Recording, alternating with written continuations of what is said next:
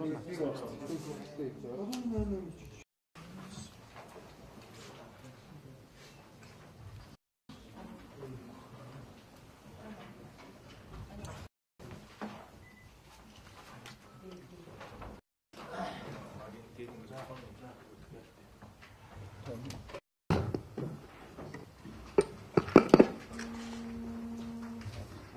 та бүхний өнөөдрийн хэвлэл мэдээллийн байгууллагын төлөөлөгч та бүхэнд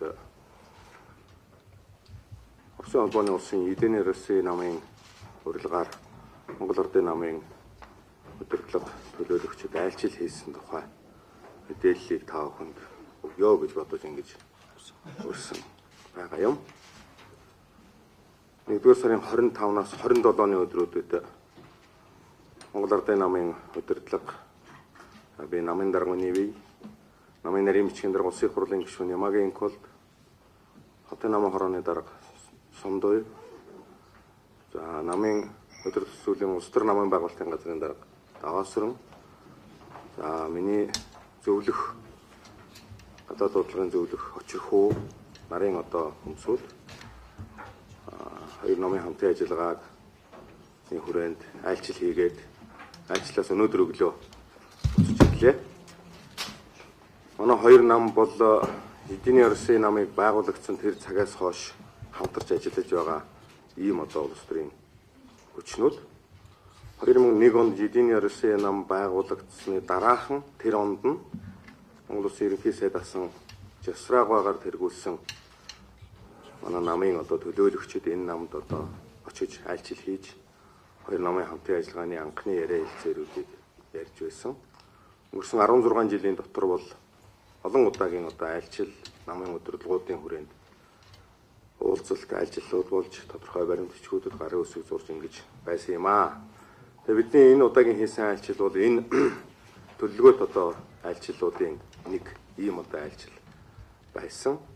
2015 онд энэ болох айлчлалын талаар бол хоёр талаасаа нэлээд ярилцаж тэгээ цаг хугацааг бол ингээд Оросын талаас санаачлаг гаргасан энэ цаг хугацаанд нь бид нэр энэ айлчлалын арга хэмжээг бол зохион байгуулад ирлээ.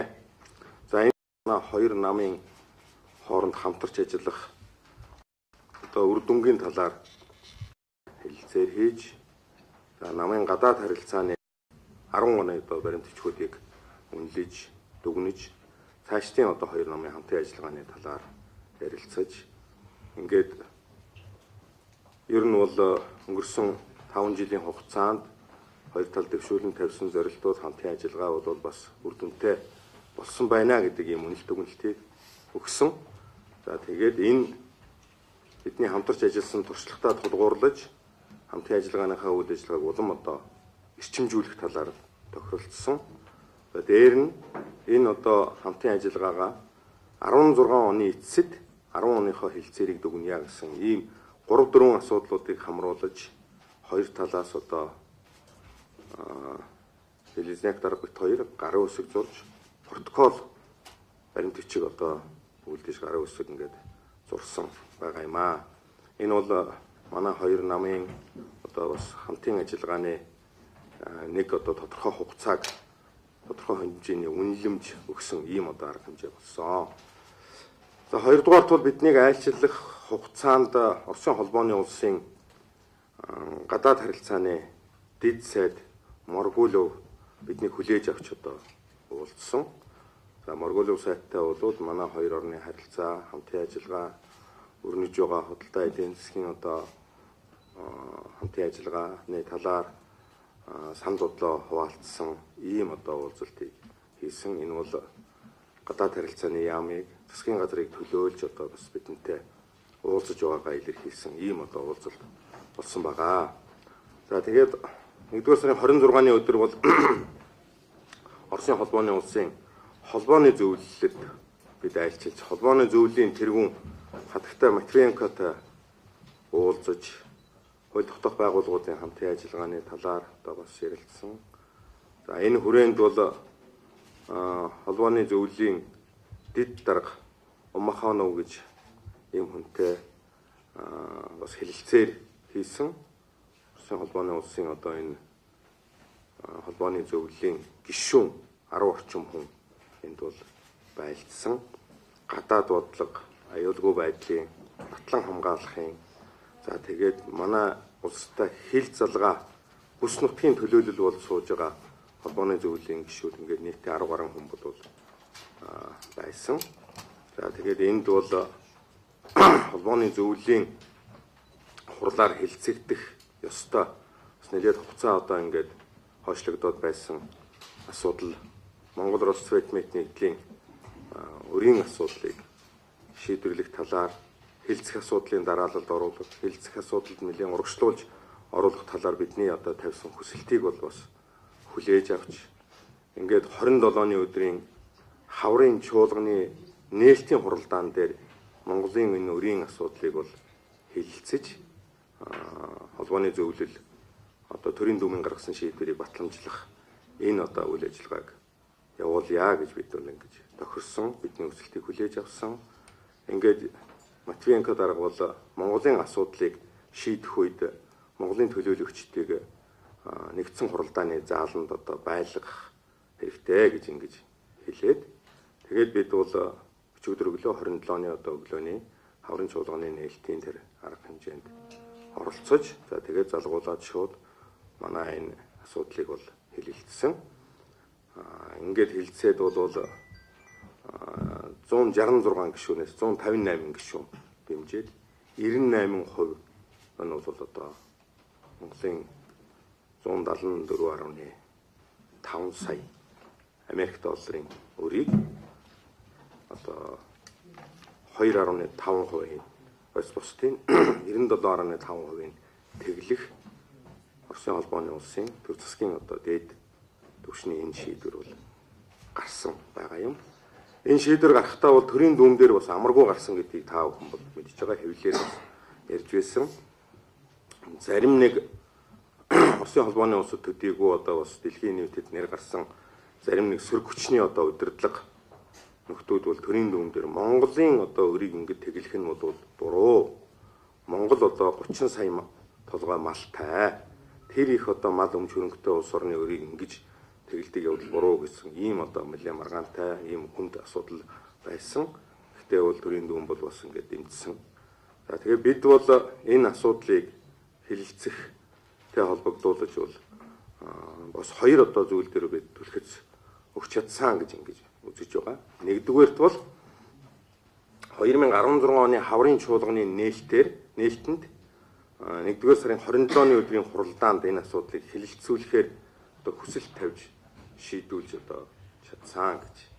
Хоёрдугаарт бол бид яг энэ хуралд байж хахад бол хурал даргалаач Хатгатай Матвиенко бол Монголын төлөөлөгчдийг бүгдийг танилцуулаад тэгээд холбооны зөвлөлийн гишүүд бидэнд баяр хүргэсэн.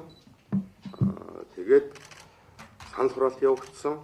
Тэгээд 98% тийм өндөр гарсан явдал бол зааланд одоо бид нар бас байж ясантай бол холбоотой хаа. Тэгээд бас хүмүүсийн тэн дээр бол холбооны зөвлөлийн гишүүдэд бас их сэтгэл өндөр ингээд хандсан. 98%-аар энэ шийдвэр батлагдсны дараа бол бидний зүгээс холбооны зөвлөлийн гишүүдэд талархал илэрхийлсэн. Тэгээд хурлын даргад бол миний гарын үсгтэй талархлын одоо энэ холбооны зөвлөлийн гишүүдэд талархлын захидлыг ингээд өгсөн байж байгаа. За энэ холбооны улсаас авсан 174.5 одоо сая Америк долларын өрийг 3.8 сая нь бол 30 хоногийн дотор Монголын талд төлнө. За бусдыг нь бол ингээд тэгэлж байгаа гэсэн үг. За энэ шийдвэрийг гаргах үндсийг нь бол 2010 онд бол шийдсэн байгаа юм. Оросын холбооны улсын одоогийн ерөнхийлөгч тэр үеийн засгийн газрын тэргүүн Путин Монгол улсын ерөнхий сайд Сүхбаатарын Батуулдыг Москвад 2010 онд урьж Монгол Улс Цэвэт нэгдлийн энэ өрийг их хөргийг тэгэлсэн тэр зарчмын дагуу шийдвэрлэе гэдэг юм үндсэн шийдлийн бол гаргасан юм билээ. Тэгээд тэрнээс хойш ингээд явж байгаад энэхүү одоо өчигдөр энэ өрийн асуудал бүрэн дүүрэн одоо шийдэглээ гэж. За энэ асуудлыг холбооны зөвлөлд танилцуулсан Тулаханов гэж одоо холбооны зөвлөлийн гишүүн бидэнд одоо танилцуулахын өмнө ус уулзсан, танилцуулсны дараа одоо ингээд уулзсан, бас бидэнтэй явсан одоо хэвлэлийн нөхдүүдэд бас ярилцлага өгсөн. Ер нь бол Монгол Орос хоёр орны харилцаа хамтын ажиллагаа хөгжих бас нэг шинэ үе нэгдлээ гэж бид бол хоёр талаасаа санал нэгтэй ярьж байгаа. Өргөө бол одоо ямар нэгэн сөрөг дүгнэлт гарахгүй ингээд Орос Монгол бизнесийн байгууллагууд үйл ажиллагаа хийж байгаа. За энэ айлчлалын нарийн бичгийн дарга Москва хотын намын хорооны дарга нэг асуулт байна. Өрийг тэглэхдээ ямар нэгэн 2010 онд хоёр ерөнхий сайд өөр бол ямар нэгэн тийм надад харилцааны яамнаас энэ орсож байгаа юм болов их хөр биш гэж үзээд байгаа юм болов. Энд дээр бас байрсаг хэлж. тухайн асуудал хоёр засгийн газрын одоо ажлын хэсгүүд байгуулагдаад ингээд ажилласан. Тэгээд ажлын хэсгүүдийн хүрээнд яригдж байсан асуудал дотор бол Монгол Орос Соёт нэгдлийн авсан энэ өр бол байсан. Тэгээд энэ бол их хөрийн одоо бүрэлдэхүүн хэсэгт байгаа гэж ажлын хэсэгт одоо ажиллаж байсан хүмүүсүүд бол ярьж байгаа. Тухайн үед элчин сайдаар ажиллаж байсан баяр тухайн үед энэ өрийг шийдвэрлэх улс төрийн шийдэл гарах ажлын хэсгийн дараагаар ажиллаж байсан Сүхбаатарын Батболд. За тухайн үед яг эдийн засгийн тооцоог хийж исэн үйлдвэр худалдааны сайд байсан Ган Зориг гэсэн энэ хүмүүсүүд бол ажлын хэсгийнхаа хүрээнд ярьж байсан гэж. Яг их хөр шийдвэрлэх төгсгөлийн шатанд очиход Эрдэнэт Монгол Орос Соёт нэгдэл гэсэн хоёр хамтарсан үйлдвэрийн авлага өгөлгийн тооцоог эцэслэн хийгээд их хөрийн хүрээнд шийдвэрлэх ёстой гэж ийм одоо зарчмын байр суурьтай байтал Монгол Орос Соёт нэгдлийн эцсийн тооцоо нь тэр өрн дээр одоо гар усыг зурх эцсийн шийдвэр гарах тэр одоо цаг үед бол бэлэн болоогүй учраас их хөрөөс ингээд сугарч үлдсэн.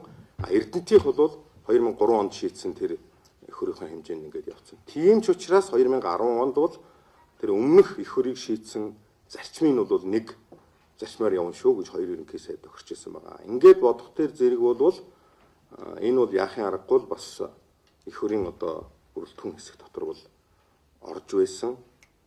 Хизээ нэгэн цагт монголчууд бас зайлшгүй төлөх ёстой л байсан ийм өр байгаа юм аа. Энийг бол бид нар тухайн үед ажиллаж байсан дээр миний нэр хэлсэн энэ нөхдүүдээс ч бас бид нар тодруулсан байна. Одоо боломж байгаа 3.8 сая долларыг төлөхгүй бол энэ гарсан одоо холбооны зөвлөл төрийн дөмийн шийдвэрүүд бол бүгд хүчингүй болоод бүр дахиад шинээр явна гэвэл маш хүнд байдалд орно шүү дээ. Тэгээд 174 сая Америк долларын өртөгөөл үлдэн гэсэн. Тийм учраас бол ямар ч одоо хүнд байсан энэ дээр бол эрх баригчид засгийн газар бол төлбөрийн тооцоог нь бол хийгээд номын дагуу болох ёстой.